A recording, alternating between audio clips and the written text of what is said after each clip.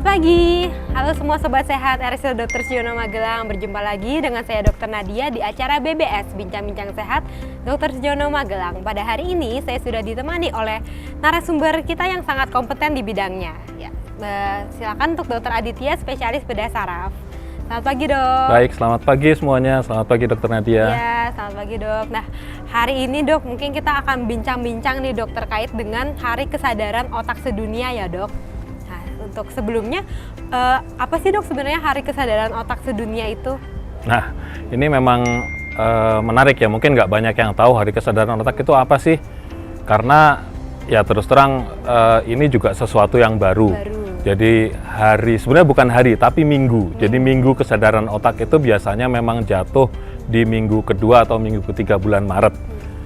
Dibuat untuk mengingatkan orang-orang agar mereka mau meneliti tentang otak itu seperti apa sih, kemudian mau melihat penelitian-penelitian yang sudah berlangsung tentang perkembangan otak, anatomi otak, dan fisiologi otak, sehingga kita bisa meraih kehidupan yang lebih baik. Jadi kurang lebih seperti itu tujuan dari Minggu Kesadaran Otak ini. Kesadaran Otak. Ya. Nah, untuk di tahun 2023 ini dok, apakah ada tema khusus dok untuk Minggu Kesadaran Otak?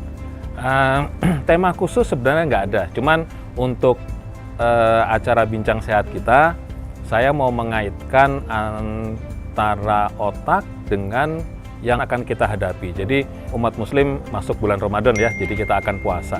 Nah, saya mau mengaitkan antara, ada nggak sih hubungan antara puasa itu dengan kesehatan otak kita. Ya. Oh, baik. Jadi topiknya ini sangat menarik ya dok.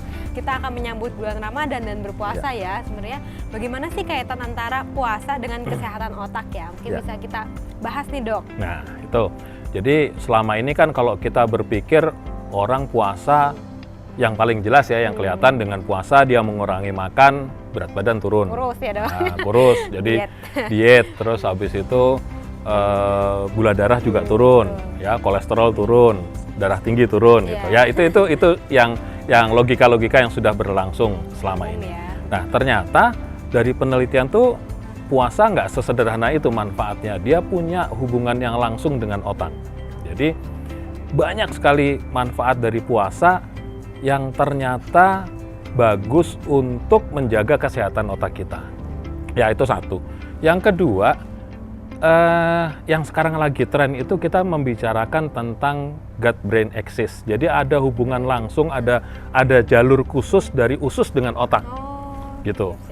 Malah orang banyak bilang di usus itu adalah otak kita kedua, otak kedua kita. Jadi otak kita satu yang di kepala kita, ada lagi di usus itu ada pusat susunan saraf yang juga berjalan. Nah, dengan itu apalagi kalau di usus ya pasti sangat berhubungan dengan pencernaan. Kalau berhubungan dengan pencernaan artinya dia juga punya hubungan langsung dengan puasa. Gitu. Pola makan, pola makan, segala jam makan, apa yang kita makan, kemudian gimana kita mengaturnya, itu semua berhubungan langsung. Siap dok. Gitu.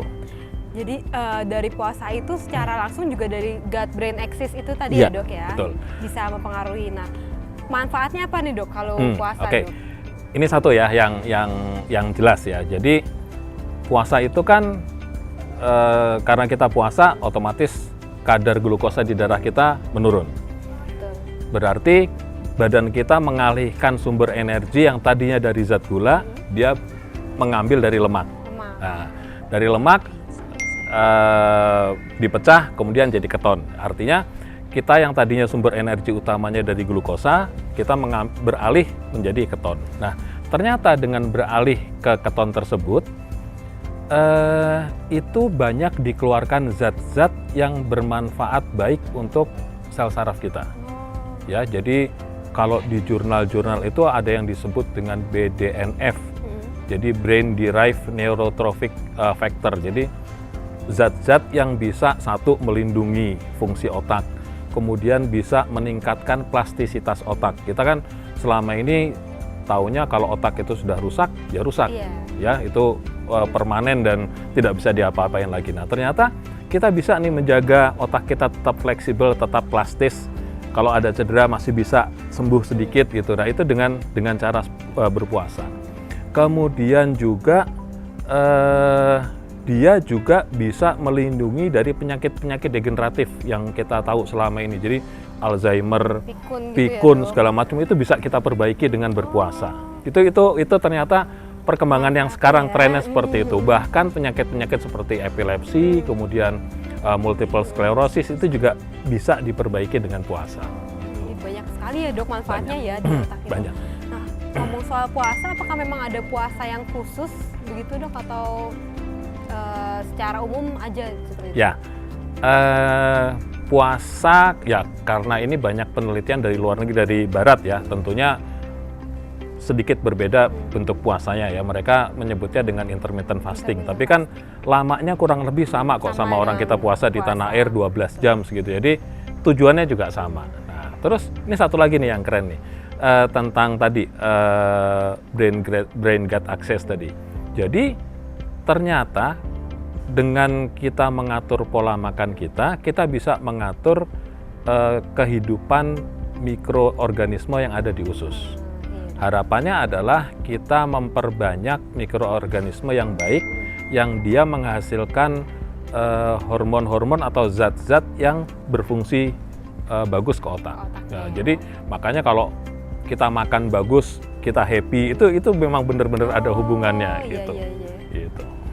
Siap dok. Jadi untuk makanannya juga harus dilihat ya selain dari tadi puasanya. Ya. Kalau untuk otak berarti konsumsi apa dok yang mungkin dianjurkan? Banyak sih yang sebenarnya yang diajarkan sekarang ya. Terakhir penelitian terbaru adalah diet Mediterranean ya. Jadi yang lebih banyak sayur, kemudian mengurangi lemak. Nah, itu yang tren sekarang ya. Tetapi ya secara umum kalau kita menerapkan 4 sehat 5 sempurna dengan baik sih harusnya itu bagus untuk otak kita. Gitu. Mungkin dari makanan sekarang kan ngetren fast food, Nah, gula, boba ya dok. Betul. Ya, itu yang paling penting kita rubah lah. Jadi selain makan, kemudian tubuh kita juga butuh istirahat, butuh fasting untuk memperbaiki kondisi, recovery segala macam supaya kondisi otak kita membaik. Ya, siap dok. Jadi mungkin itu ya dari tadi puasa dan juga pola makan. Nah, mungkin ada juga nih dok tips-tipsnya saat menghadapi bulan Ramadan ya untuk kesehatan otak selain dari puasa tadi dok. Ya,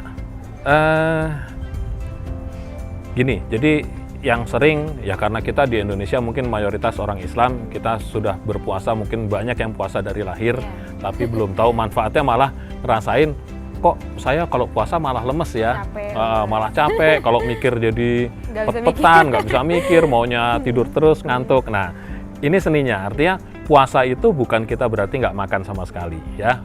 Fasting yang diajarkan, diteliti di barat pun mereka bukan fasting yang 24 jam nggak makan sama sekali. Artinya kita menjaga, ada saatnya kita makan, ada saatnya kita harus berpuasa. Nah, pada saatnya kita makan dengan baik.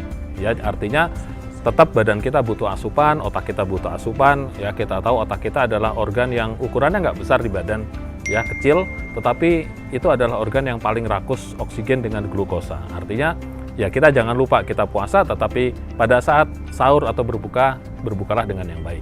Gitu. Tetap harus seimbang ya dok saat berbuka. Supaya aktivitas kita ya tetap biasa pada hari ke aktivitas. Siap, masih produktif ya dok, tetap bugar dan produktif.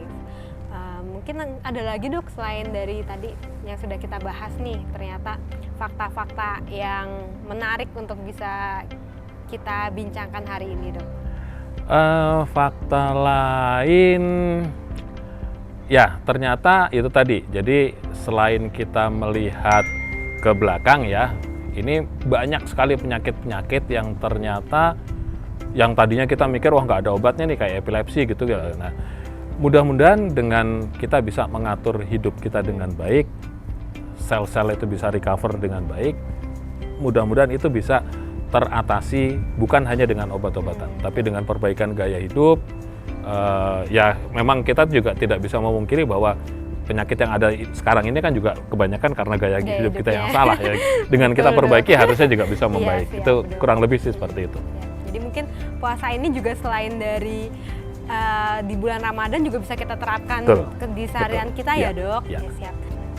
Baik, untuk sahabat sehat mungkin itu yang akan kita bincangkan pada hari ini ya, mengenai kesadaran Minggu Kesadaran Otak Sedunia ini. Semoga dengan ilmu yang diberikan oleh Dokter Adit ini bisa memotivasi kita semua ya untuk bisa berpuasa dan bisa makin produktif lagi dan menjaga kesehatan otak kita. Mungkin sebelumnya ada pesan-pesan, Dok? Ya, pesan terakhir dari saya, ya jelas bulan puasa itu bukan alasan buat kita untuk bermalas-malasan. Ya, puasa sekali lagi itu adalah arena untuk latihan. Nah, karena latihan tentunya apa yang kita dapatkan sebulan itu kalau sudah baik ya harus bisa kita terapkan di berikutnya. Jadi kalau memang sudah terbiasa puasa dan puasa itu terbukti baik, ya di bulan-bulan yang bukan Ramadan ya silahkan kita lanjutkan ya, dengan mengatur pola makan kita. Siap, Dok. Jadi memang sangat banyak manfaatnya ya. Oke, mungkin sobat sehat semua, semoga ilmu yang diberikan bisa bermanfaat dan bisa disebarluaskan kepada sobat sehat, orang-orang yang sobat sehat sayangi, yang keluarga dan teman-teman terdekat. Saya Dr. Nadia dan Dr. Adit pamit undur diri. Sampai jumpa di BBS selanjutnya. Salam sehat.